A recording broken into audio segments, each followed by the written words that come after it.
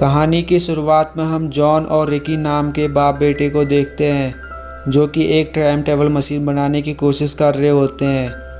ये दोनों मशीन को स्टार्ट करते हैं और उसकी टेस्टिंग करने लगते हैं, मगर मशीन बंद हो जाती है।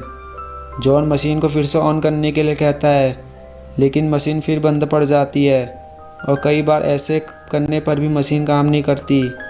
रिकी कहता है कि मैंने पहले ही कहा था, यह टाइम ट्रैवल सिर्फ फिल्मों में होता है, असल ज़िंदगी में ऐसा कुछ भी नहीं होता। जिस पर जॉन उससे कहता है कि मैं इस मशीन को एक दिन ज़रूर बना के दिखाऊंगा। ये दोनों इस मशीन में कई सालों से काम कर रहे होते हैं। तभी वहाँ एक सूअर आ जाता है। रिकी उस सूअर को देखकर कहता है कि शायद ये बीमार है, जिसके बाद रिकी अपने स्कूटर में उसके लिए दवा लेने जाता है। वहाँ पहुँचने पर वह अपनी दोस्त ओलिविया से मिलता है। अब वो उससे बातें कर ही रहा होता है, तभी उसे जॉन का कॉल आता है और वो रिकी से कुछ और सामान लाने को कहता है। फिर रिकी अपना स्कूटर वहीं खड़ा करके सामान लेने जाता है। कुछ देर बाद रिकी जब सामान लेकर बाहर आता है तो वो देखता है कि उसका स्कूटर कोई चोरी करके ले जाता है। तभी वहाँ एक लड़की आती जो रिकी से कहती है कि क्या मैं तुम्हारी कोई मदद कर सकती हूँ। रिकी उससे पूछता है कि क्या तुम कोई रिपोर्टर हो, मगर वो कहती है कि नहीं, मैं एक डॉक्टर हूँ और मैं तुम्हारे फादर को जानती हूँ। इसके बाद रिकी उस लड़की की गाड़ी में बैठकर घर आ जाता है। घर आने पर वो देखता है कि उसके डैड मशीन से बातें कर रहे होते हैं। रिकी को ये बहुत ज़्यादा अजीब लगता है और वो जॉन को शांत करने के लिए उसके पास जाता है, लेकिन अचानक जॉन रिकी को मशीन के अंदर धक्का दे देता है और वो बेहोश हो जाता है। कुछ देर बाद जब रिकी को होश आता है तो बाहर जाकर जॉन से मिलता है और वो जॉन से कहता है कि कल आपने मुझे मशीन के अंदर धक्का क्यों दिया।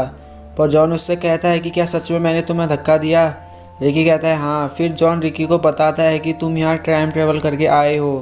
पर रिकी को लगता है कि उसके डैड उसके साथ मजाक कर रहे हैं, मगर जॉन उसे समझाता है कि तुम टाइम ट्रैवल करके एक दिन पीछे आ गए हो, यानी कि उन्होंने मशीन को बना लिया है। पर रिकी को विश्वास नहीं होता और वो खुद को ही, मतलब कि आज के दिन के रिकी को कॉल करता है और जॉन उससे बातें करने लगता है, जिसे रिकी को पता चल जाता है कि वो यहाँ टाइम ट्रैवल करके आया है। वो बहुत ज़्यादा परेशान हो जाता है। वो अपने डैड पर गुस्सा करने लगता है। रिकी जॉन से कहता है कि डैड, ये आपने बहुत गलत किया।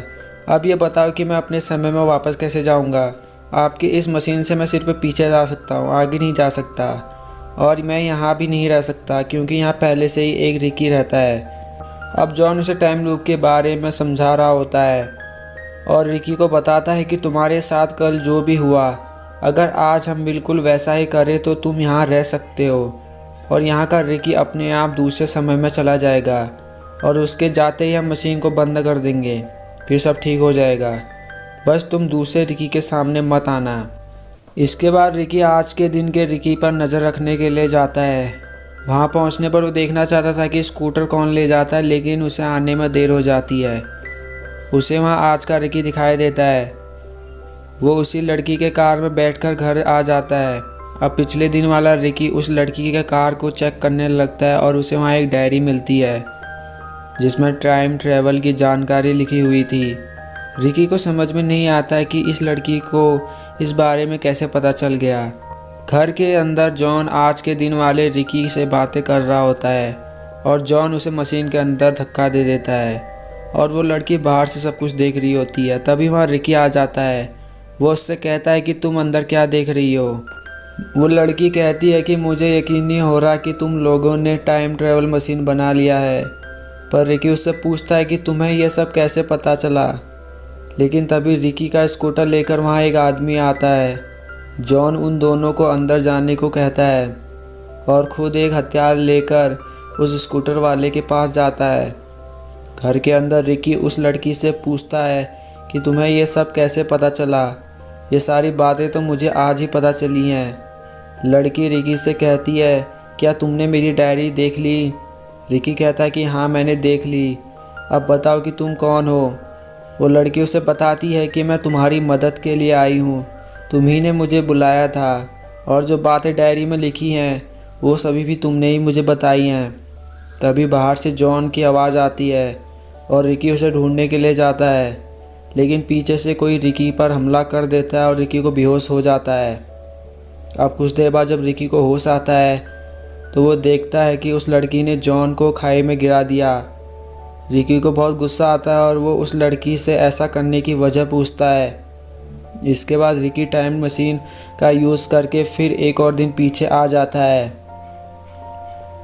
अब इस टाइमलाइन में 3 रिकी हो जाते हैं। पहला रिकी जो स्कूटर में दवा लेने जाता है, दूसरा रिकी उसके पीछे जाएगा और तीसरा रिकी अभी आया है। वो अपने डैड के सामने जाता है। उसके डैड रिकी से कहते हैं कि तुम यहाँ क्यों आए। रिकी कहता है कि ये सब आपकी वजह से हो रहा है और मैं आपकी जान बचाने के लिए आया हूँ। इसके बाद रिकी अपने डैड को आज होने वाली सभी बातें बताता है और अपने कपड़े बदलकर पहले और दूसरे रिकी को देखने के लिए जाता है। पहले वो वहाँ उसी लड़की से मिलता है जो कि एक डॉक्टर होती है। रिकी उसे टाइम मशीन की सारी बातें बताता है और डॉक्टर सारी बातों को अपनी डायरी में लिखती है। कुछ देर बाद रिकी उस पहले रिकी को देख रहा होता है, मगर काफ़ी देर बाद भी उसका स्कूटर कोई नहीं ले जाता। टाइमलाइन सही से चले इसलिए तीसरा रिकी उस स्कूटर को चोरी करके ले जाता है और पीछे से रिकी चिल्लाते हुए आता है और वो डॉक्टर वहाँ आती है और वो फिर से वही सब कुछ होने लगता है। घर आने पर पहले की तरह ही जॉन रिकी को मशीन के अंदर डाल देता है और कुछ देर बाद वो आदमी स्कूटर लेके आता है जो कि रिकी ही था और टाइमलाइन सही करने के लिए आया था। जॉन उन दोनों को घर के अंदर भेज देता है और तीसरे रिकी के पास आकर उससे पूछता है कि आगे क्या करना है। रिकी और जॉन दीवार के पीछे छिप जाते हैं। रिकी जॉन से कहता है कि तुम दूसरे रिकी को बाहर बुलाओ और जब वो बाहर आएगा तब तुम उसे चोट मार के बेहोश कर देना। इसके बाद जॉन दूसरे रिकी को बाहर बुलाता है और उसे बेहोश कर देता है।